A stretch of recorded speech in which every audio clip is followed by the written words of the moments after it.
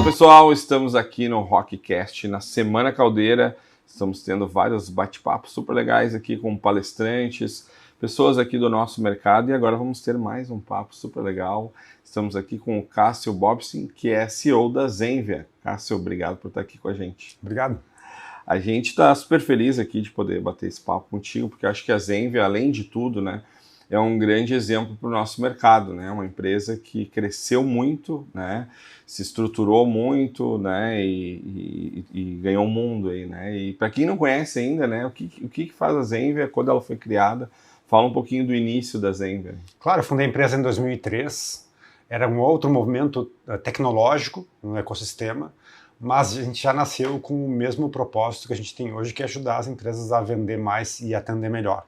E hoje, claro, a gente faz isso, ao invés de ser só por software, usa muito IA. Então está mesclado para a gente a atuação de software com o IA para poder ajudar as empresas a melhorar a experiência do seu cliente. Sim. Vocês cresceram muito, né, desde o início da empresa, muito baseado nisso que tu acabou de falar, né, de ajudar as empresas a se relacionarem. Acho que tiveram algumas fases, né, da própria empresa, que são as fases do próprio mercado. Tu poderia falar um pouquinho para a gente como que foi cada uma dessas etapas, dessas fases, assim, da Zenvia? Claro, eu divido em ciclos estratégicos. Assim. A gente teve um primeiro ciclo, começou em 2003, quando eu fundei a empresa, que é fazer nascer um negócio do zero. A gente não tinha cliente, não tinha dinheiro, conhecia poucas pessoas, mas tinha um propósito que era ajudar as empresas a falar com os seus clientes. A gente começou, então, provendo um canal de comunicação, que na época era o mais direto de comunicação, que é o SMS, mensagens SMS.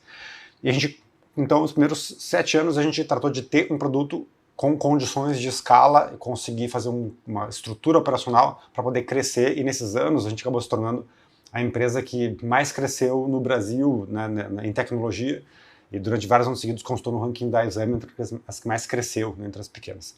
Depois a gente foi para um segundo ciclo, onde a gente entendeu ali para 2011, 2012 que a gente podia construir uma grande empresa a partir disso. Então a gente foi para o ciclo de consolidação desse mercado que a gente estava, né, então, operando.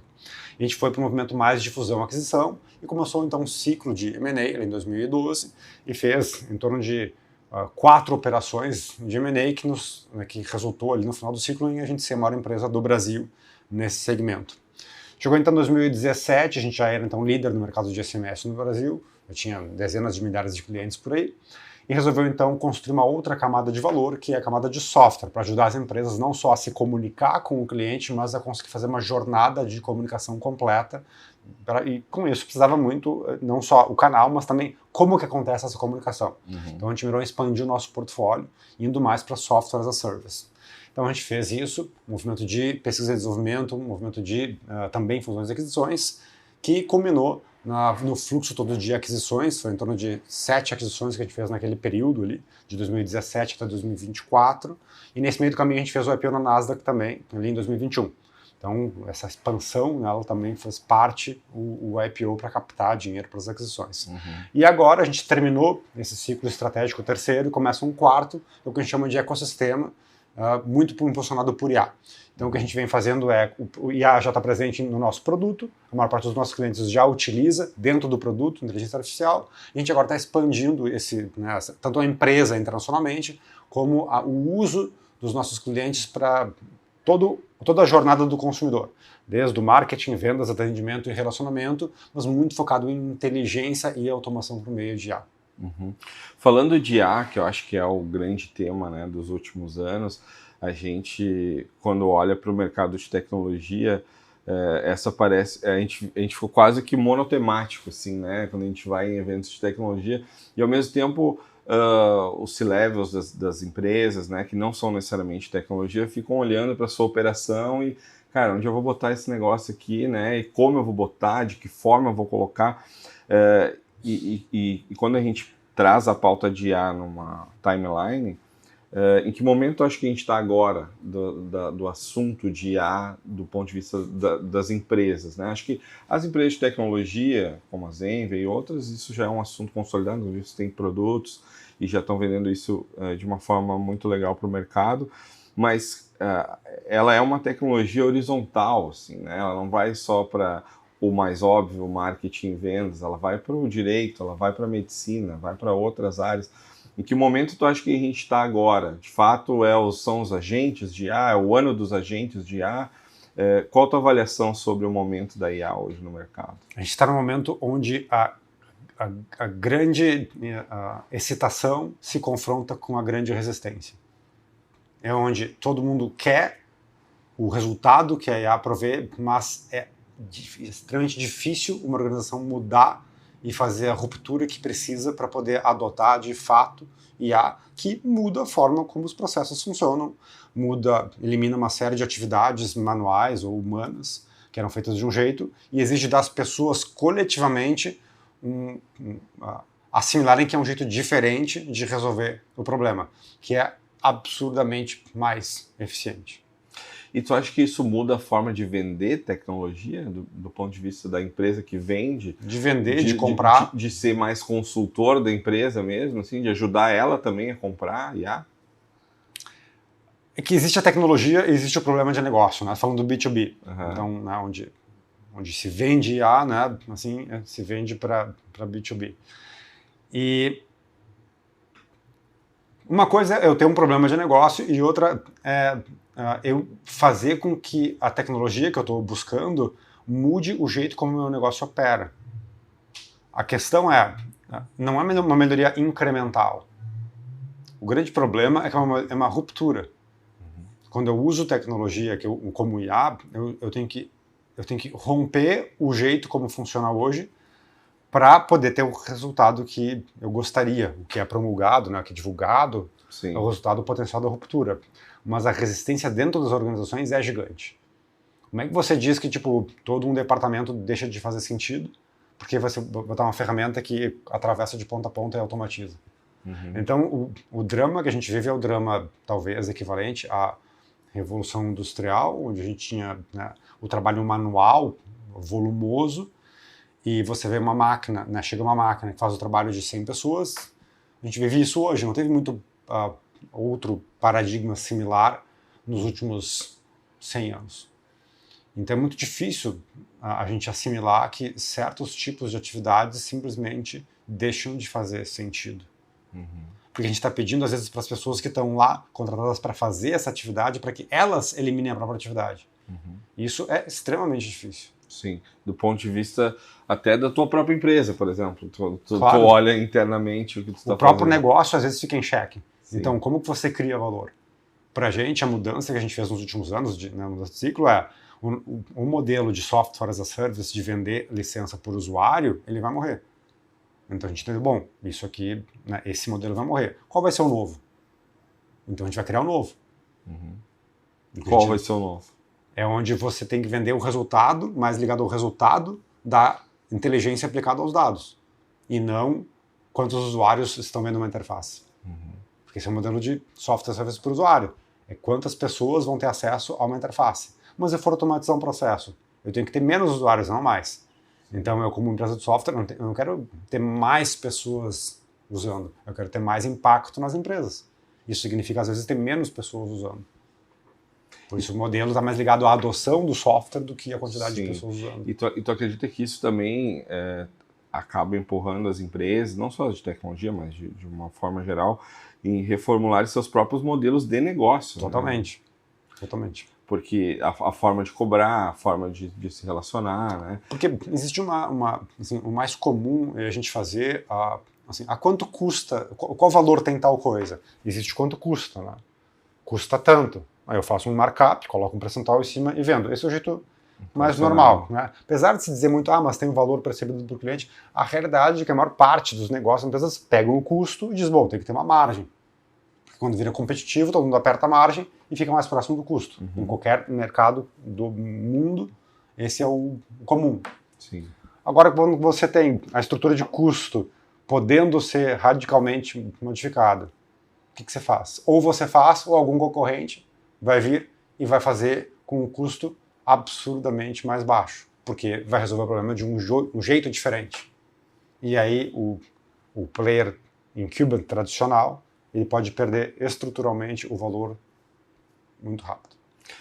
E claro que depende muito de negócio para negócio, né? Mas tu vê que tem algumas áreas que são mais rápidas, mais óbvias, de implementar IA, assim? Porque tem muita gente que está nos assistindo, empresários, donos de empresas, diretores de marketing, né, pelo vínculo com a Rock e tal, e que estão pensando isso agora, né? Cara, por onde eu começo esse negócio, né? Eu diria assim que para quem, do começo, né, onde que substitui? Há algum tempo atrás se pensava que seria somente nas atividades repetitivas, né? Por quê? Porque a gente estava vendo a Revolução Industrial, dizendo, bom, é uma nova máquina a vapor, né? Vai substituir o quê? Trabalho manual. E vai, em boa parte, trabalho manual e intelectual. O problema é que não substitui só o trabalho manual, intelectual, né, o operacional. Substitui também o trabalho de especialista. Porque hoje, de posse de um LLM dos mais recentes, você consegue se tornar relativamente especialista em uma boa parte dos temas. Porque se você consegue usar IA para te apoiar, você consegue fazer coisas incríveis, né, com aquilo. Então, qual é o valor de um especialista? Como que acontece isso? O problema é que ela substitui a repetição operacional administrativa e ela também substitui a especialização analítica. Então, o que sobra, né? O que sobra de papel para quem está liderando ou crescendo ou desenvolvendo sua carreira? É de ter uma visão sistêmica muito boa, de ter uma visão de negócios bem apurada, e conseguir entender mais como se constrói o valor de ponta a ponta. E geralmente isso parte do cliente. A empresa só existe porque existe um cliente. O que o cliente precisa? Qual é o resultado que ele precisa? Existe algum jeito que seja muito mais barato de atender o que ele precisa? E com o IA tem muitos jeitos novos de atender o que o cliente precisa. Esse é o grande drama. Né? Por isso que, ao meu ver, quem é mais, assim, quem chegou no ponto de carreira que está mais, né, sabe, virou um gerente sênior, diretor, executivo, a minha sugestão é põe a mão na massa e tenta resolver problemas sozinho, sem delegar. Para ver como funciona. Sem chamar o gerente, que vai chamar o coordenador, que vai chamar o analista e dizer para ele fazer. Pega você mesmo, pega um problema, pega uma ferramenta boa ali de agentes, pega algum framework desses, tenta fazer. Pega um processo que você quer resolver, pega os dados ali brutos, tenta você resolver. Talvez você descubra que você tem uma capacidade muito maior que você pensava de resolver você mesmo problemas. Que antes talvez você dependia de uma cadeia toda de alinhamento de áreas e pessoas, especialistas, que consegue resolver uma parcela significativa de problemas até complexos se você se dedicar a fazer isso. Com certeza. A gente está se encaminhando para o final aqui. Eu queria te perguntar um pouco mais sobre a tua trajetória empreendedora, né? Porque criar uma empresa e fazer um IPO, tu passou por muita coisa, com certeza. Eu queria que tu compartilhasse com a gente quais foram as coisas que tu julga mais importantes que tu aprendeu, assim, enquanto alguém que está na cadeira de CEO, né? De alguém que dá o tom, né, da empresa, para onde vamos, o que faremos, né, como tu te prepara para isso, né, enfim, o que tu poderia nos dar de dicas aí do que tu aprendeu nessa trajetória até chegar no IPO? O lado que combina, assim, ser empreendedor e ser executivo da própria empresa, né, ele coloca numa situação contínua de o lado empreendedor, que é cada vez mais expandir a empresa, e o lado executivo não necessariamente tem as capacidades de liderar essa companhia. Porque você se torna, quanto mais rápido você cresce, mais rápido você se torna incompetente. Porque muda o tipo de coisa que é exigido de você pessoalmente para poder conduzir o negócio. E essa é uma dinâmica que ela é muito dura. Porque você quer crescer a empresa e você se torna incompetente, você tem que correr atrás, aprender, se desenvolver para ficar de novo competente, aí você vai lá e tenta expandir de novo e fica nesse ciclo contínuo. Então é um ciclo que estica muito. Né? Ele é uma contínua tensão que a gente lida, né, com isso. Quanto maior o apetite empreendedor, maior é essa tensão. Mas nada muda o fato que não importa se você tem uma pessoa ou tem 1000 pessoas na empresa, Tudo é, todos os dias você tem um cliente que tem um problema que você tem que ajudar ele a resolver. E é só para isso que existe uma empresa de uma pessoa ou uma empresa de 1000 pessoas. Isso não dá para nunca perder de vista. Nunca muda esse fato. Isso tu acha que é uma das coisas mais importantes que tu aprendeu aí nesse tempo? A empresa só existe porque tem o cliente. E o que podemos esperar do futuro da Zenvia? A Zenvia, ela vem abraçando, né, não a tecnologia, mas o problema. Para a gente existe um problema que é a empresa conseguir prover uma jornada para os seus consumidores que seja boa, que seja pessoal, que seja envolvente e seja fluida de ponta a ponta. E ao longo do tempo muda a tecnologia, a gente vem mudando a tecnologia. Agora, a melhor tecnologia para a gente é IA generativa e o modelo de agentes para a gente é fantástico. Agora, não é porque a gente se apaixonou pela tecnologia que a gente vai seguir abraçada nela. A gente foca no problema, ajuda o cliente a resolver esse problema de ponta a ponta, e quanto mais a gente faz isso, mais para a gente já ter sido útil, transformador e mais valor acaba criando para os clientes em si. Então, esse modelo de contínuo desapego é o que tem permitido a gente também liderar essa transformação, provendo para milhares de empresas tecnologia que ajuda elas, no fim, a resolver o problema de negócio que a gente se propõe, que é ajudar a vender mais e atender melhor ao longo de toda a jornada. Incrível, cara, muito legal. Aprendi um monte de coisa contigo aqui em poucos minutos. Deixa os canais da Zenvia aí, os teus, né? Se o pessoal quiser se conectar com vocês, como é que faz? A gente tem canais LinkedIn, Zenvia, é só procurar, @Zenvia, a gente no Insta usa bastante também. O meu é @CastioBobsin, o cara das redes, né? Tanto Insta como LinkedIn. Então a gente está bastante presente ajudando as empresas e todo mundo que queira se inspirar no que a gente vem fazendo. Legal. Obrigado, Cássio. Parabéns pelo trabalho.